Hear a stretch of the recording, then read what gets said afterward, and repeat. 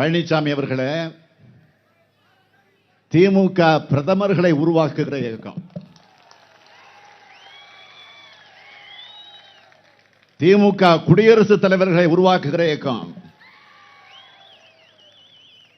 ஒன்றியத்தில் ஜனநாயகம் பாதிக்கப்பட்ட போதெல்லாம் ஆட்சி மாற்றங்கள் ஏற்படுத்தின இயக்கம் திராவிட முன்னேற்ற கழகம். இதுதான் வரலாறு. நீங்க என்ன கனவுல இருந்தீங்க? ஒரே நாடு ஒரே தேர்தல்னு பாஜக சொல்லுது. நாடாளுமன்ற தேர்தலோடு சட்டமன்றத்துக்கு தேர்தல் வந்துடும் இளவு காத்த கிளி மாதிரி இருந்தார் பழனிசாமி. அவர் வதந்தி கிளப்பின மாதிரி எதுவும் நடக்கல. அதனாலதான் இப்ப வாய்க்கு வந்ததெல்லாம் பேச ஆரம்பிச்சிருக்கிறாரு.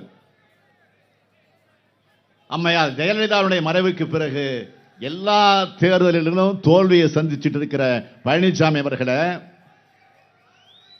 அடுத்த சட்டமன்ற தேர்தலில் திமுக தான் மாபெரும் வெற்றி பெறும், பார்த்துக்கிட்டே இருங்க. உங்ககிட்ட இருக்கிற தொகுதிகளையும் சேர்த்து பறிக்க போறோம். அடுத்து என்ன பேசுறாரு? அதிமுகவை அழிக்க நினைச்சவங்க அழிஞ்சு போவாங்கன்னு சவடால் விடுகிறாரு. அதிமுக அழிக்க வெளியிலிருந்து யாரும் வர